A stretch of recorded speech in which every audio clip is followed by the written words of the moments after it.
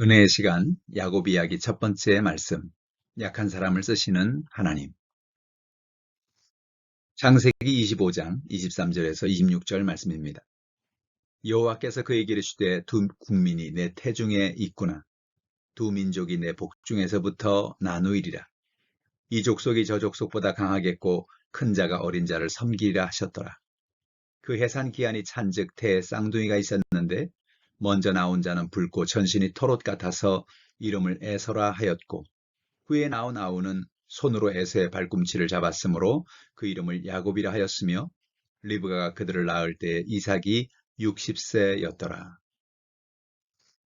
성경에 보면 하나님께서 부르셔서 쓰신 사람들의 이야기가 많이 나오지요. 하나님이 쓰시는 사람들은 다른 사람보다 대단한 학식이 있거나 특별한 가문의 출신이어서 하나님이 그들을 부르셔서 쓰신 것이 아닙니다. 야곱을 가만히 보면 그는 약점도 많고 문제도 참 많은 사람이었어요. 그는 욕심도 많고 인본주의적인 부분이 강해서 둘째 아들이었음에도 불구하고 아버지를 속이고 형을 속여서 장자의 복을 받으려고 했던 사람입니다.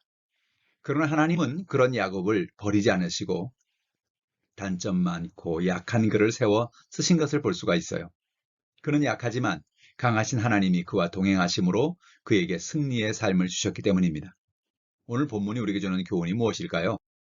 바로 하나님은 우리의 기도를 듣고 계신다는 것입니다. 예수님은 우리가 기도하면 그 기도에 응답해 주시겠다고 말씀하셨습니다. 기도는 하나님의 기적을 만나는 열쇠입니다. 우리가 기도할 때 우리의 기도를 들으신 하나님이 우리의 모든 것을 채워주신다고 성경은 약속하고 있습니다. 구하라, 그리하면 너에게 주실 것이요. 찾으라, 그러면 찾아낼 것이요. 문을 두드리라, 그러면 너에게 열릴 것이니 라고 마태복음 7장 7절은 말합니다.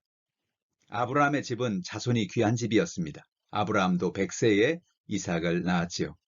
이삭도 40세에 결혼했는데 에서와 야곱을 낳았을 때가 60세였으니까 결혼 후 20년 동안이나 자녀가 없었던 것을 볼 수가 있습니다. 이삭과 리브가는 하나님께 자녀를 달라고 간구했습니다.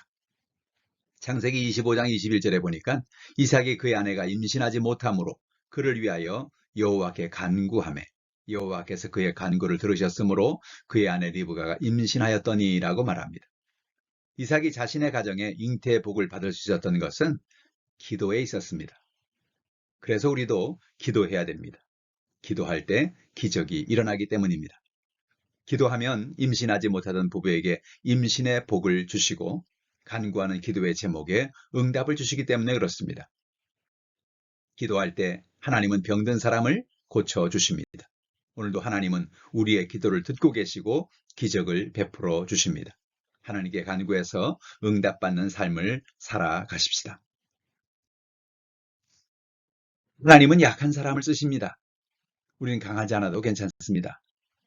대부분의 사람은 약한 사람보다는 강한 사람을 좋아하고 지혜 없는 사람보다는 지혜 있는 사람을 좋아합니다. 대부분의 사람들은 돈 없는 사람보다는 재력이 있는 사람을 좋아하고 배경이 없는 사람보다는 배경이 있는 사람을 좋아합니다. 그런데 성경을 보면 하나님은 그렇지 않다는 것을 알 수 있지요. 하나님은 약한 사람, 사람들 보기에는 평범한 사람을 좋아하십니다. 그리고 그런 사람들을 세워 쓰십니다.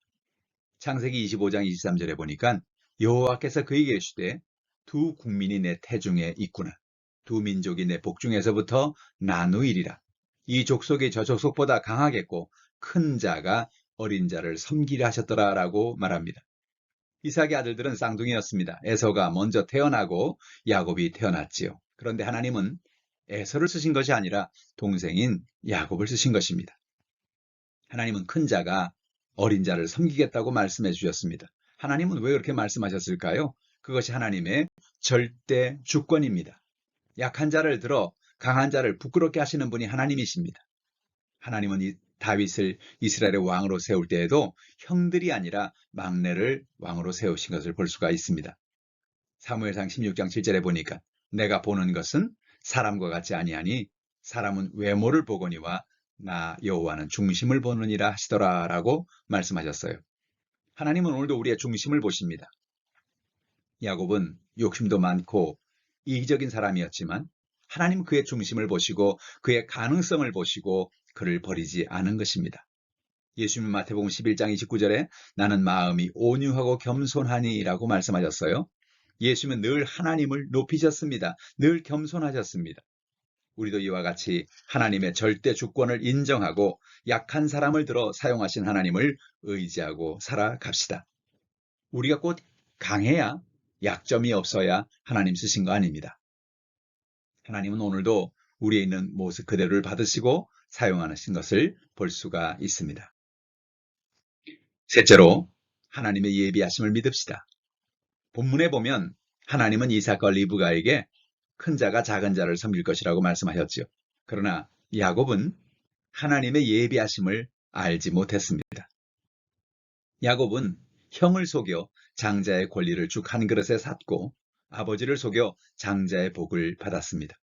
야곱이 이렇게 형을 속이고 아버지를 속이지 않아도 사실 하나님의 때가 이르면 하나님은 큰 자가 작은 자를 섬기게 하실 것입니다.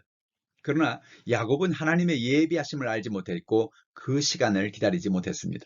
그래서 그는 자신의 생각대로 형의 장자권을 사고 아버지를 속여 장자의 복을 받아야 되겠다고 생각했던 것입니다. 성경 요나서에 보면 하나님은 예비하시는 하나님이십니다. 큰 물고기를 이미 예비해 두셨고 요나에게 교훈을 주시기 위해서 박넝쿨을 예비해 두셨습니다. 하나님은 벌레를 예비하셨고 뜨거운 동풍을 예비해 두셨습니다. 하나님은 오늘도 우리의 모든 것을 예비하고 계십니다. 하나님을 의지하고 믿음으로 살아갑시다. 하나님을 믿고 하나님이 예비하신 때를 기다리고 하나님을 의지하며 살아갑시다. 하나님은 오늘도 우리에게 놀라운 일을 준비하고 계십니다. 여러분 가운데 오늘 이 놀라운 하나님을 만나는 하루가 되시기를 주님의 이름으로 축복합니다.